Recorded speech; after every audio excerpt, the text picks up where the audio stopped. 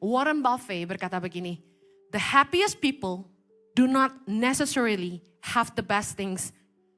They simply appreciate the things they have. Yang artinya, orang yang paling bahagia tidak selalu memiliki segala sesuatu yang terbaik. Tapi mereka menghargai segala sesuatu yang mereka miliki. Saya kutip perkataan Warren Buffett sebagai salah satu orang terkaya di dunia. Karena banyak dari kita yang berpikir bahwa kekayaan adalah sumber kebahagiaan. Apa kata orang yang terkaya di dunia ini?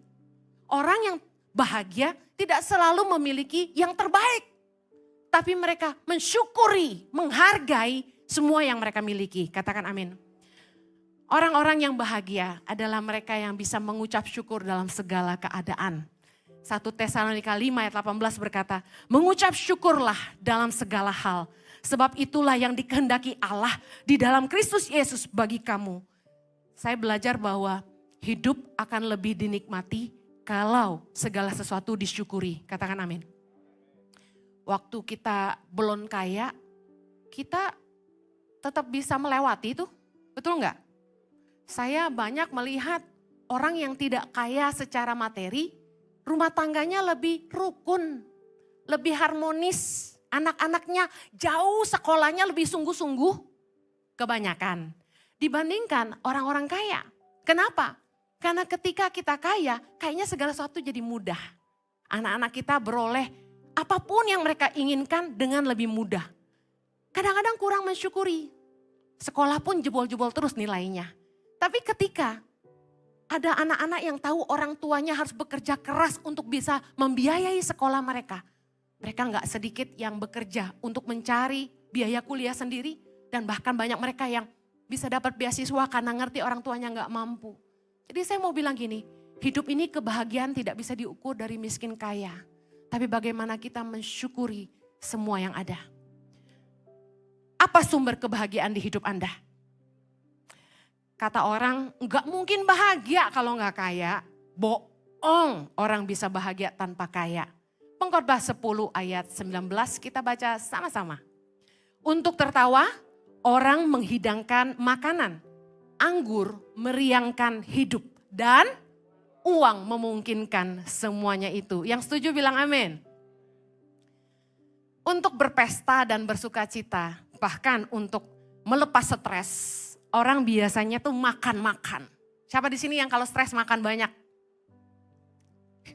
Gini pada gini. Dan beberapa orang minum anggur. Kalau stres minum. Ada orang yang pura-pura stres minum karena doyan minum. Dan firman Tuhan berkata, uang memungkinkan semuanya itu. Kita gak usah munafik, kita hidup butuh uang. Pendeta juga butuh uang. Pada kenyataannya, uang menjadi penentu kebahagiaan bagi hidup banyak orang. Orang miskin pasti sengsara. Orang kalau nggak punya uang pasti menderita. Firman Tuhan berkata dalam Amsal 10 ayat 15. Kota yang kuat bagi orang kaya ialah hartanya. Tetapi yang menjadi kebinasaan bagi orang melarat ialah kemiskinan. Suatu hari saya punya staff di Joyce Meyer Ministry Indonesia di mana saya bekerja. Staff saya ini bagus banget orangnya. Dan satu hari papahnya sakit. Dan ternyata papahnya dirawat di rumah sakit kelas 3. Saya nggak nyangka juga sih karena cici dari staf saya ini pengusaha. Kok bisa papahnya cuma di kelas 3 gitu.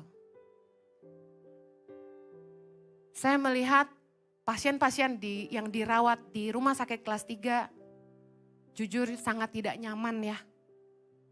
Tidak semua perawat itu memperlakukan pasien di kelas 3 dengan baik.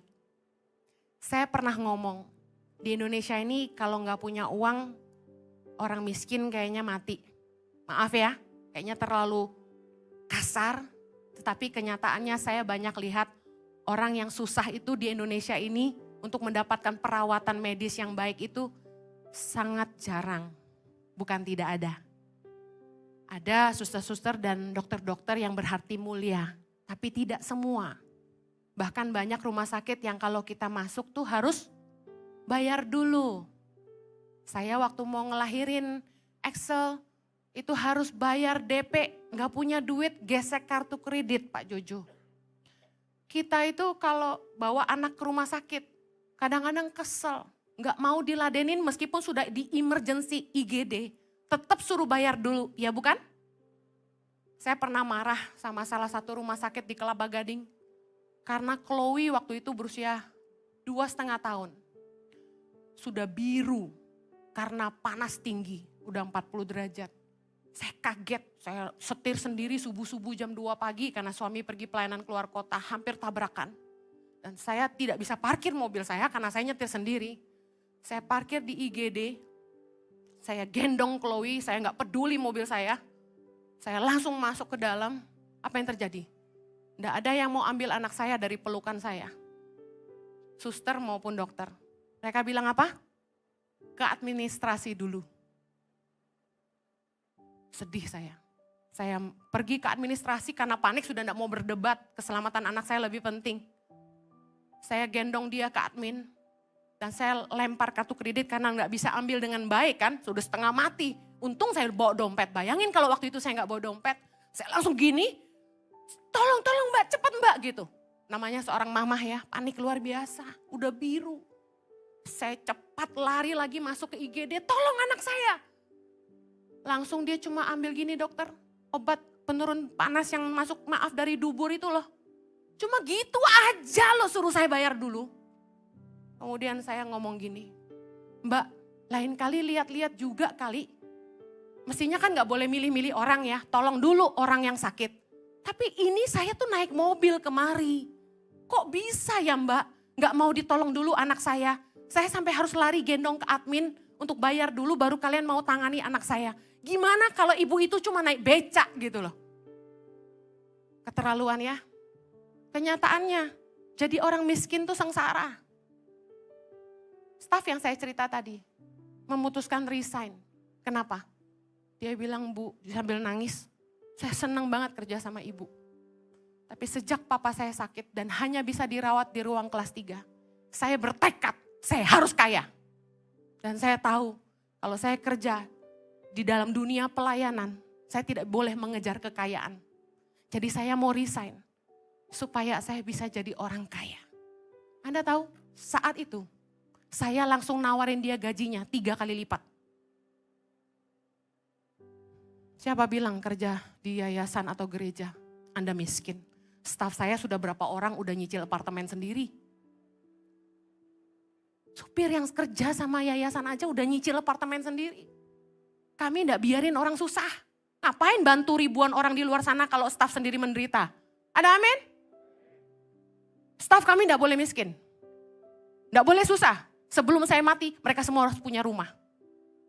Saudara, karena tekad anak ini pengen kaya, dia resign.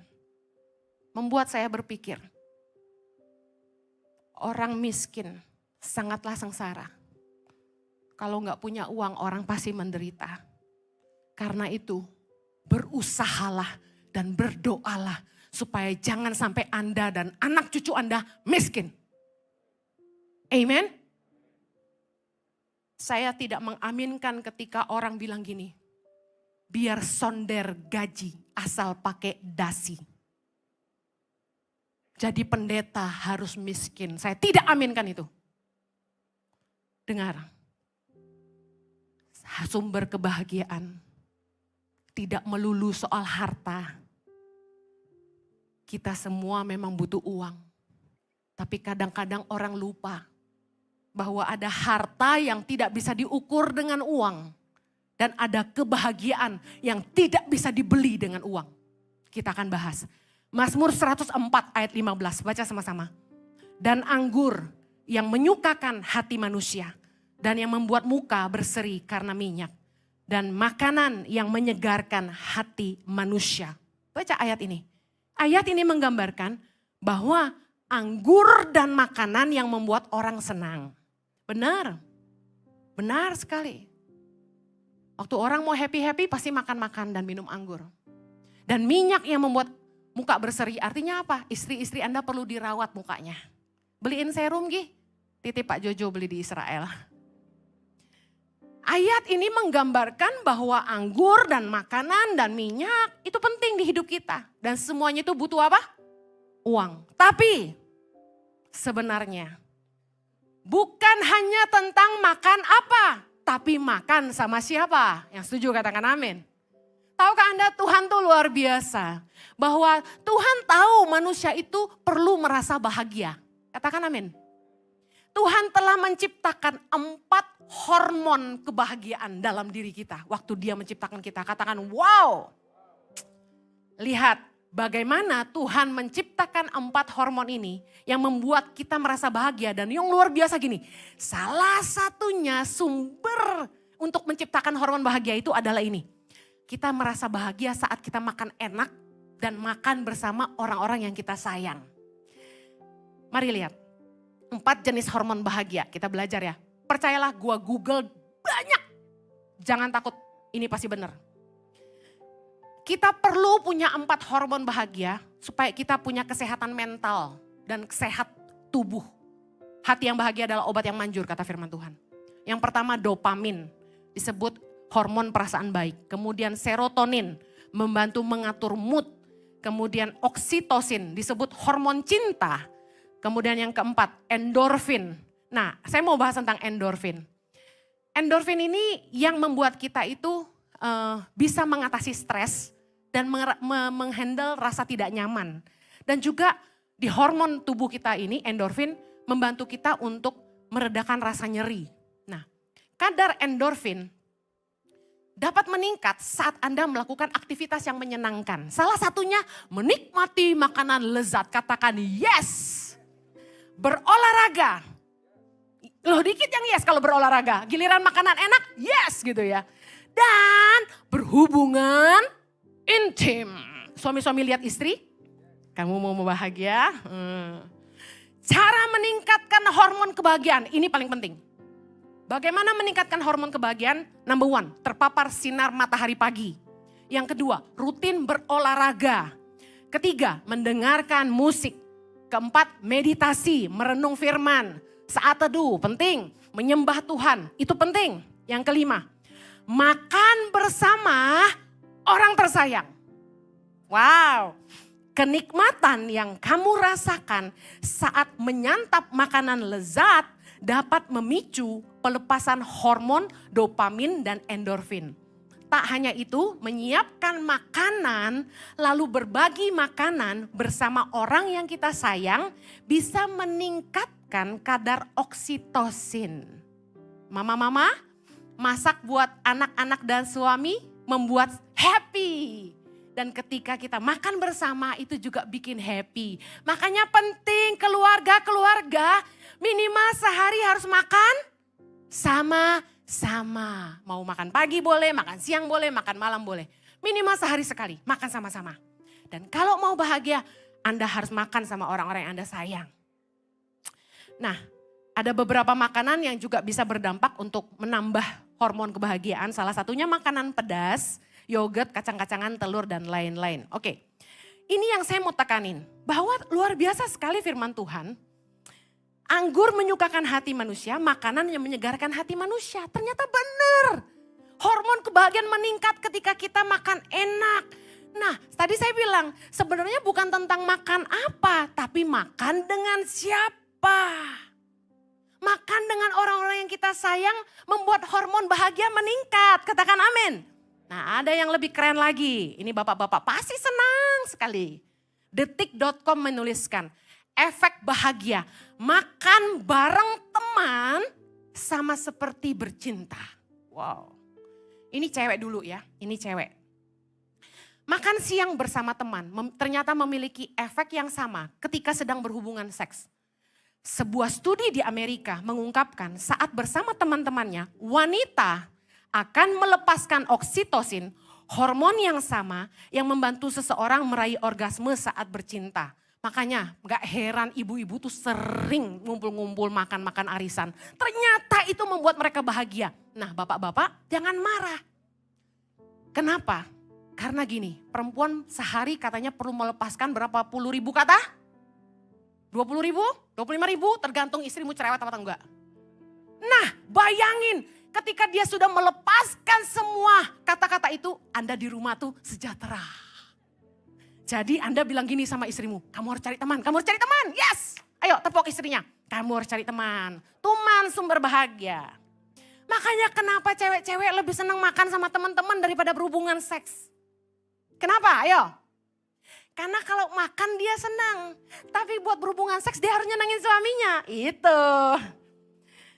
Alkitabiah ya, luar biasa. Secara ilmu pengetahuan dan medis, firman Tuhan ini dibuktikan benar. Tapi saya mau bilang ini, eating with good friends makes you happier than eating good food. Makan dengan teman-teman yang baik itu membuat Anda jauh lebih bahagia dari sekedar makan makanan enak. Nah kita perlu hubungan tuh menyembuhkan. Nah uang bisa membeli makanan dan anggur. Tapi harta yang gak bisa diukur dengan uang. Dan kebahagiaan yang tidak bisa dibeli dengan uang adalah pertama, persahabatan yang tulus. Hubungan yang tulus. Percuma makan enak kalau dikelilingi sama orang-orang tamak. Amsal 19 ayat 4 kita baca. Kekayaan menambah banyak sahabat, tetapi orang miskin ditinggalkan sahabatnya. Ayat 7. Orang miskin dibenci oleh semua saudaranya, apalagi sahabat-sahabatnya. Mereka menjauhi dia, ia mengejar mereka, memanggil mereka, tetapi mereka tidak ada lagi. Bukankah masa sulit yang menunjukkan siapa sahabat kita yang sesungguhnya? Nah, ini yang gak bisa dibeli dengan uang. Saya kasih tahu, money can buy friendship, but not true friends. Saya ulangi, uang bisa membeli teman, tapi tidak teman baik. Teman yang baik, teman yang real, yang sesungguhnya mengasihi kita adalah mereka yang tidak bisa dibeli dengan uang. Mereka hadir di masa-masa kita kere, di masa-masa kita susah, kita ada di bawah. Itulah teman-teman yang sesungguhnya.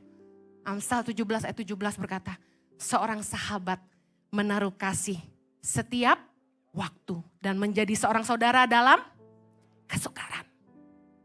Jadi jangan cuma berteman sama orang yang mau jadi teman Anda karena Anda berduit. Setialah kepada teman-teman yang ada waktu Anda susah. Yang mau katakan amin.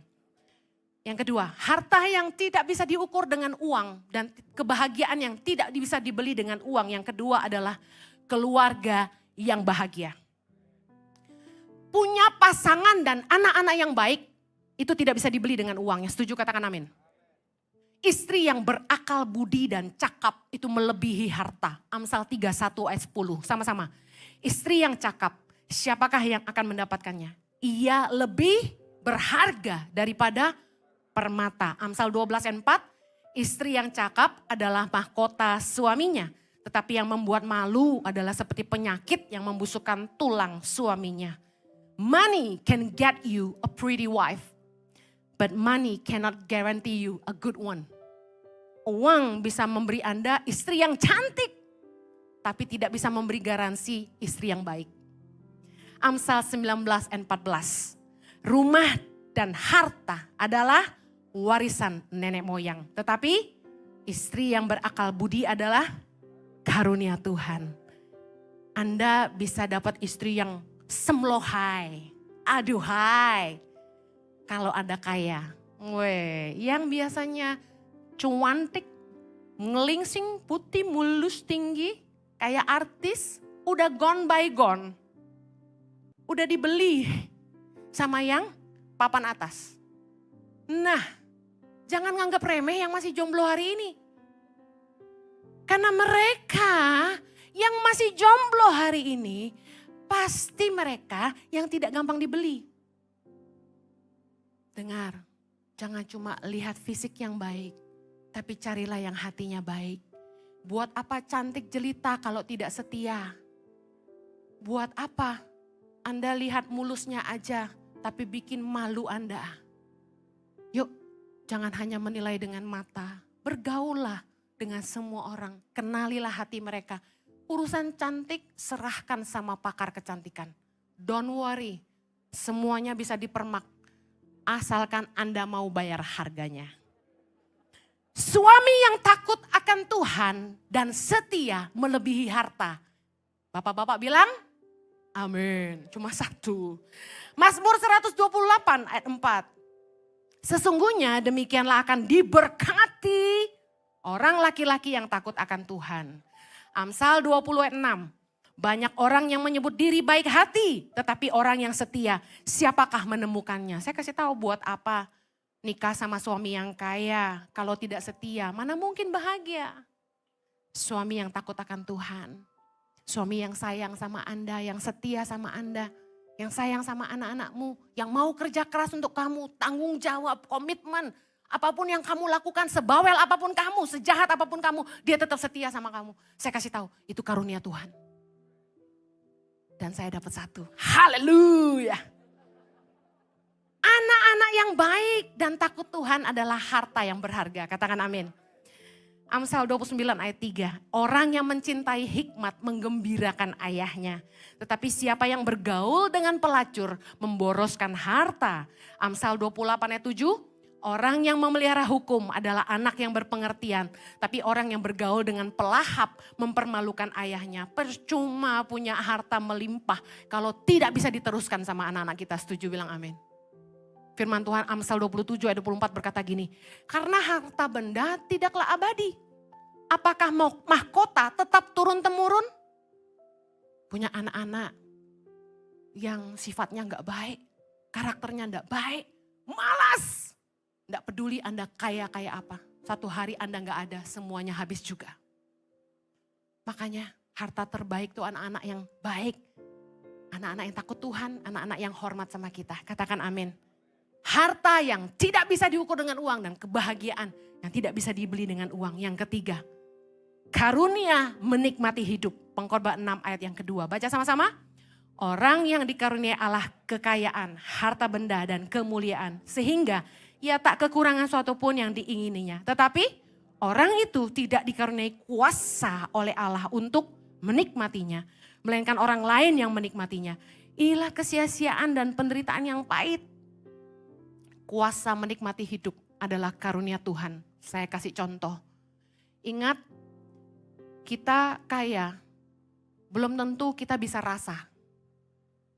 Kuasa merasa itu dari Tuhan. Ingat waktu pandemi, apa yang terjadi? Salah satu gejala pandemi, kehilangan indera perasa. Anda bisa merasakan makanan enak? Waktu Anda flu, batuk, apakah Anda bisa merasakan makanan enak? Yang ada kita hilang nafsu makan, benar? Waktu saya kena COVID, saya nggak bisa rasa apapun kecuali rasa manis. Sementara itu rasa yang saya paling kurang suka. Jadi saya tidak suka minuman manis. Saya minum kopi pahit. Saya suka sawi pahit, saya suka pare pahit, saya suka daun pepaya, apa-apa yang pahit-pahit saya suka. Nah, makanya hidup itu udah pahit, makanya saya suka yang pahit-pahit. Ya, karena Jojo udah manis, ya. Dengar baik, kita itu penting punya indera perasa, kalau enggak percuma harta kita mau beli apa aja, setuju? Kemarin waktu saya pulang dari Papua, saya sempat kena flu. Aduh, immediately mati rasa, lidah saya nggak bisa rasa, padahal saat itu ada yang kirim durian musangking ke rumah. Haleluya. Bahkan ada durian apa tuh, yang selain musangking, yang warnanya oranye banget tuh, yang pencinta durian, ya blackthorn. Betul, 100 buat Anda.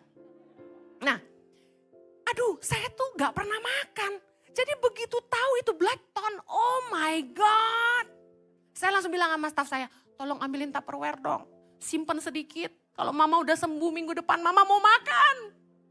Saya suka durian banget kan, tapi kan Dermaster bilang gak boleh karena diet kan. Nyolong makan 2 biji gak apa-apa lah.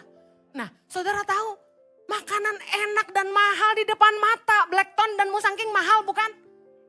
Percuma kalau nggak bisa rasa, gigit jari aja.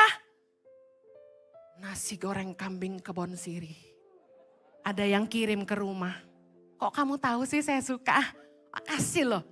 Tapi lagi nggak bisa rasa. Semuanya sia-sia. Saya mau kasih tahu, uangmu bisa beli makanan enak.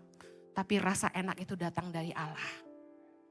Uangmu bisa beli ranjang yang mahal, tapi tidur nyenyak itu dari Tuhan. Tuhanlah yang memberikan kita tidur nyenyak. Kejadian 2:21, Tuhan membuat Adam tidur nyenyak. Ingat?